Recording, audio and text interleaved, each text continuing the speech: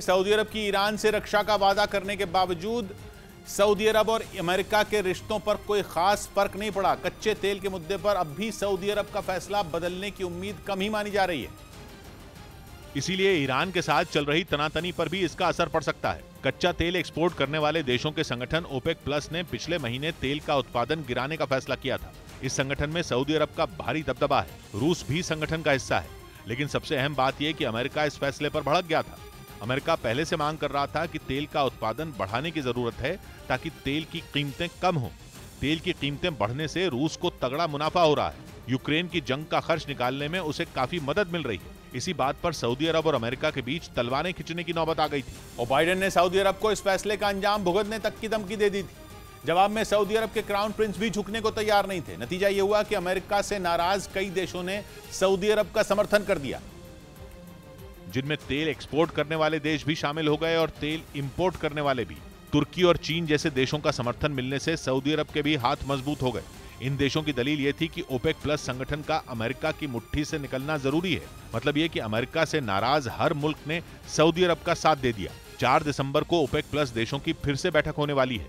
एक बार फिर कच्चे तेल का उत्पादन बढ़ाने या गिराने का फैसला होना है, लेकिन माना जा रहा है कि एक बार फिर ये संगठन बाइडेन की उम्मीदों पर पानी फेर सकता है, जिसका सीधा असर ईरान और सऊदी अरब के बीच बन रहे तनाव पर पड़ सकता है। पिछले 15 दिनों से सऊदी अरब और इराक में जंग की तैयारी जोरों पर है और अमेरिका की फौज भी अपने जंगी जहाजों का अभ्यास शुरू कर चुकी है। आशंका यह है कि ईरान कभी भी इन दोनों देशों पर हमला कर सकता है, जबकि अमेरिका ने सऊदी अरब और इराक को सुरक्षा का भरोसा दिया था। माना जा रहा है कि अगर तेल के खेल में अमेरिका को पटखनी मिली तो वो अपनी झुंझुलाहट निकाल सकता है। मतलब ये कि सऊदी अरब और इराक की जंग से वो अपने हाथ खींच भी सकता है। मिड टर्म चुनावों में भी बाइडेन की पार्टी को लगे झटके के पीछे तेल की कीमतों को बड़ी वजह माना जा रहा है। इसीलिए 4 दिसंबर को होने वाली ओपेक प्लस की बैठक को बाइडेन बेहद गंभीरता से ले रहे हैं। माना जा रहा है कि सऊदी अरब पर दबाव बनाने के लिए कोई बड़ा ऐलान हो सकता है। यूक्रेन की सेना ने दावा किया कि रूस के सैनिकों को खोज कर मारने वाला उनका स्नाइपर वर्ल्ड रिकॉर्ड के करीब पहुंच गया।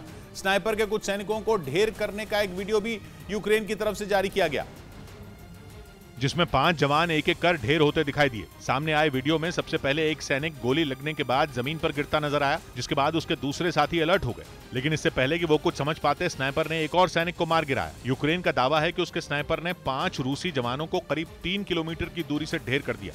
बताया गया कि रूस के ये सैनिक यूक्रेन पर घात लगाकर हमले की तैयारी कर रहे थे। जेलेंस्की की सेना के मुताबिक उसके इस स्नाइपर ने जंग में अब तक रूस के कई जवानों को मारने का काम किया है। यही नहीं, यूक्रेन का दावा है कि इस स्नाइपर ने करीब 3 किलोमीटर की दूरी से रूसी सैनिकों को मारकर ब्रिटेन के स्नाइपर का रिकॉर्ड तोड़ दिया। बताया गया कि कनाडा का एक स्नाइपर 3 किलोमीटर से ज्यादा दूरी के टारगेट को ढेर करने के साथ नंबर 1 पर है।